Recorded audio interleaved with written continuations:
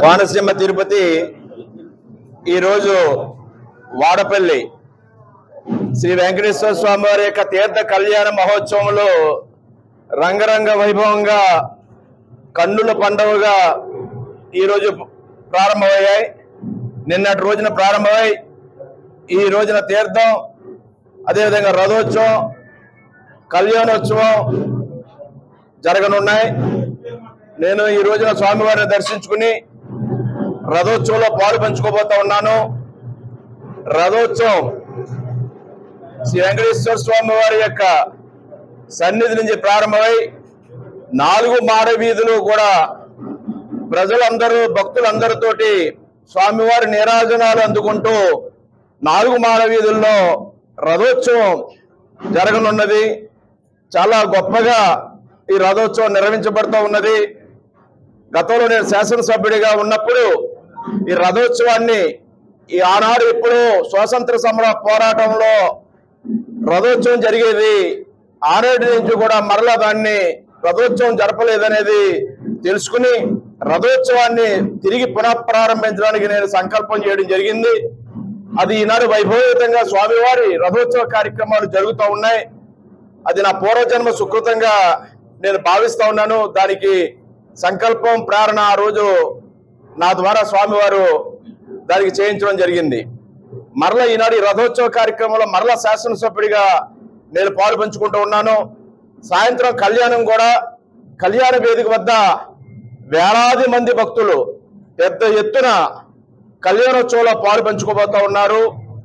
ప్రతి సంవత్సరం కూడా స్వామివారి యొక్క తీర్థ కళ్యాణ మహోత్సవములు ఎంతో గొప్పగా సంవత్సరం కూడా భక్తుల యొక్క తాకిడి, భక్తుల యొక్క మనోభావాలు, భక్తుల యొక్క స్వామివారి కోసం తరలి వస్తున్నటువంటి భక్త సమూహం యొక్క గొప్పతనాన్ని బట్టి ఈనాడు ఇక్కడ ఏర్పాట్లు కూడా చేస్తూ ఉన్నారు.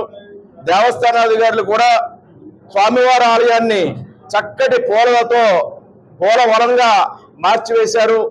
చాలా చక్కగా స్వామివారి ఆలయ ప్రాంగణం కానీ ఆలయం కానీ అన్ని కూడా తీర్చిదిద్దడం జరిగింది. అదేవిధంగా లైటింగ్ తోటి వచ్చే దారుల్లో కానీ గ్రామంలో కానీ స్వామివారి ఆలయ చుట్టుపక్కల పరిసరాల్లో కానీ చక్కటి లైటింగ్ ఏర్పాట్లు కూడా చేయడం జరిగింది.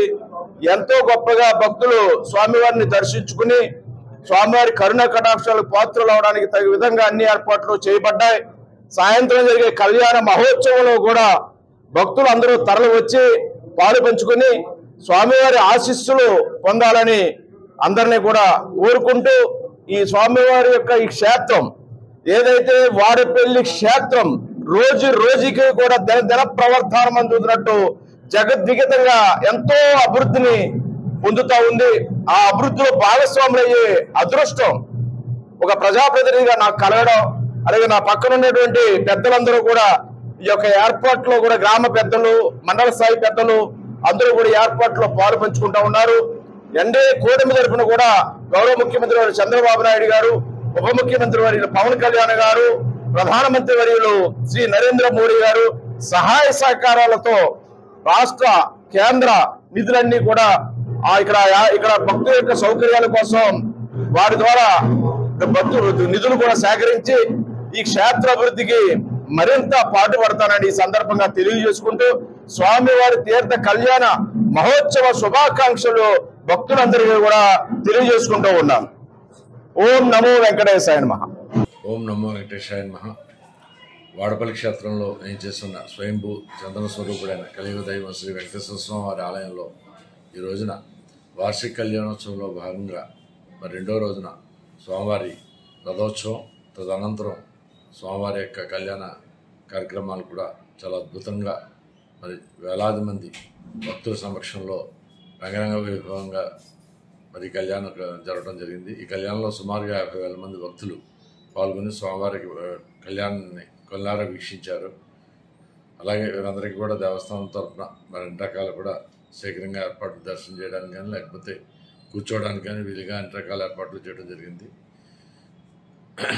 మరియు రేపు సదస్యం, ఎల్లుండ తెప్పోత్సవం, 13వ తారీఖు చక్రస్నానంతో పాంచానిక కార్యక్రమాలుగా స్వామివారి కళ్యాణ మహోత్సవ కార్యక్రమాలు పూర్తవుతున్నాయి. తదుపరి మరి అమ్మవారి శ్రీ పుష్పవృక్షంతో పరిపూర్ణంగా ఈ యొక్క కార్యక్రమాలు పూర్తవుతున్నాయి. కావున భక్తులందరూ కూడా యథావిధిగా ఇప్పుడైతే ఏ రీతిగా పాల్గొన్నారో మిగతా రోజుల్లో కూడా పాల్గొని స్వామివారికి ఉపవాతులు అవుతారని మీ ద్వారా భక్తులందరూ కూడా విజ్ఞప్తి చేస్తున్నాం. ఓం నమో వెంకటేశాయ నమః.